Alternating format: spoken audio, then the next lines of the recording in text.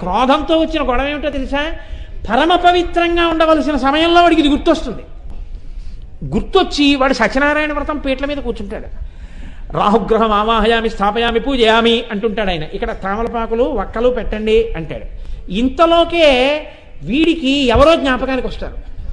వాడు నన్ను ఆ రోజున అన్నాడు రా మాట, సత్యనారాయణ వ్రతం చేసుకుంటున్నానంటే ఎంత మాట అన్నాడు నన్ను. ఏంటి నువ్వు కూడా సత్యనారాయణ వ్రతాలు చేస్తున్నావు ఏంటి అన్నాడు. అంటే నేను చేసేవాళ్ళే కనపట్టలేదా వీడికి అని ఇంకా మనసులో తలుచుకుని, అసలు నేను ఎందుకు ఊరుకున్నాను, ఈ మాట కనపడిని వాడి పని చెప్తాను ఈ మాట అని ఇలా కోపంతో ఇలా లాక్కుని ఇలా పెడుతూ ఉంటాడు భార్య దగ్గర. చదువుతున్న పురోహితుడికి అర్థం కాదు, ఇది రాహుగ్రహం ఆహయామి స్థాపయామి పూజయామి అంటే ఇంత కోపం ఎందుకు దీనికి అని. భార్యకి అర్థం కాదు తమలపాకు ఒక్క ఎందుకు ముచ్చుకున్నాడో అంత కోపంగా.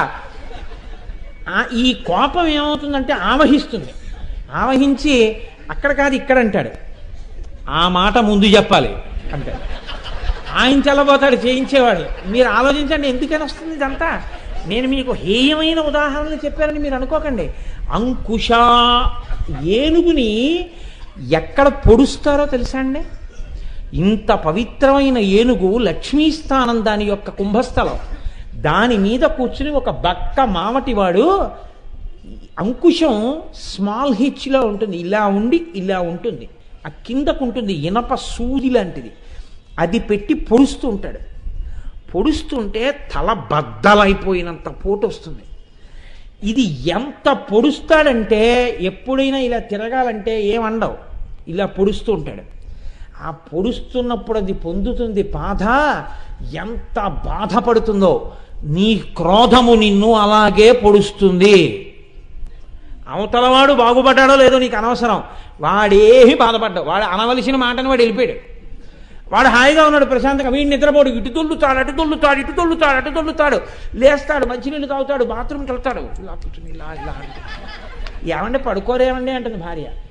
సరే నువ్వు పడుకున్నావు అనుకున్నాను, కానీ వాడు అన్నాడు 3 రోజుల క్రితం, ఇప్పుడు అది ఎందుకండి, మళ్ళీ తెల్లవారు లలితా సహస్రం చెప్పాలి కదా, ఇప్పుడు అది ఎందుకు గుర్తొచ్చింది మీకు? మళ్ళీ రాత్రి పడుకోకపోతే తెల్లవారకట్ట అనుష్ఠానం అంటారు, లేచిపోతారు, నిద్ర సాలేదంటారు, రేపు పొద్దున కళ్ళు మండుతున్నాయంటారు, వేడి చేసిందంటారు, దగ్గు వచ్చిందంటారు, కంఠం పోయిందంటారు, ఇవన్నీ అంటారు. మళ్ళీ అక్కడి నుంచి నేను మజ్జిగివ్వా సగ్గుజావివ్వా నా ప్రాణం మీదకి ఎందుకు వచ్చింది, పడుకోండి అంటున్నాడు. నోర్మొయ్యి ఇదోటి నువ్వు దానికి బయలుదేరావు నాకు ఇంట్లో ఆవిడ మీద లేస్తాడు రయ్యమని. అంటే నువ్వు ఇవన్నీ చేస్తావా అని అనుకోకండి మహాప్రభు, నేను ఏదో ఉదాహరణగా చెప్పాను అంతే, ఇంకో వాళ్ళ మీద పెట్టకూడదని. అంటే ఏం చేసింది, ప్రశాంతంగా పడుకోనివ్వలేదు, పొడిచింది మస్తిష్కాన్ని. అసలు నిన్ను అన్నవాడు వాడు హాయిగా నిద్రపోయాడు, అనిపించుకున్నవాడు గుర్తొచ్చుకుని పొడిపించుకుంటున్నాడు. అంటే వాడి జ్ఞానం నాకేమిటంటే నీకు నిద్ర పట్టింది, అలా నువ్వు అనలేకపోయావు, పొడుస్తోంది. క్రోధం ఏమిటి, అంకుశంలా పొడుస్తుంది. నీకు అవతలవాడి మీద ఎంత కోపం ఉందో దానికి బాధ నువ్వు అనుభవిస్తున్నావు. నువ్వు క్షమించేయగలిగావనుకో, వాడి కర్మ ఏముందండి, నా సాధ్యమైనంత సలహా చెప్తాను, నా సాధ్యమైనంత ప్రయత్నిస్తాను. మారితే మారుతారు, మారలేదనుకోండి నేనేం చేయగలను, చెప్పగలగడం తప్ప. నేనేం లలితాదేవిని కాను కదా నా కాంతితో మార్చడానికి. ఠీకే కానివ్వండి, జరిగేది జరుగుతుంది అని చెప్పి మీరు ప్రశాంతంగా పడుకుండిపోయి అనుకోండి, నిద్ర పడుతుంది, మీకు ఉపద్రవం ఉండదు, ఇతరులకు ఉపద్రవం ఉండదు మీ వల్ల. కానీ మీరు క్రోధానికి వశులైపోయారనుకోండి, అది పొడి చేస్తుంటుంది మిమ్మల్ని. క్రోధాకార అంకుశోజ్వల. ఇప్పుడు అమ్మవారి చేతిలో ఉన్న అంకుశం చూస్తే ఏమవుతుంది, వాడిలో ఒక మార్పు వస్తుంది. ఏమిటో తెలుసా అండి, ఇన్నాళ్ళు గొప్పగా చెప్పుకున్నాడు నాకు కోపం వస్తేనండి అంటుంటాడు అస్తమానం.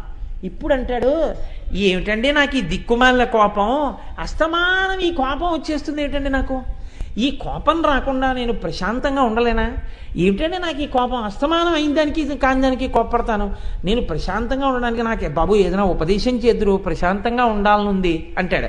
అంటే ఇప్పుడు కోపం ఎవరి మీద, కోపం మీద కోపం, కోపం మీద కోపం నువ్వు మారడానికి మార్గం. ఇది ఎప్పుడు వస్తుంది, నిన్ను నువ్వు సంస్కరించుకోవాలి అనుకుంటే నీలోని బలహీనతలను నీవు గుర్తెరగడం ప్రారంభం చేసుకుంటే. కోపం మీద కోపం.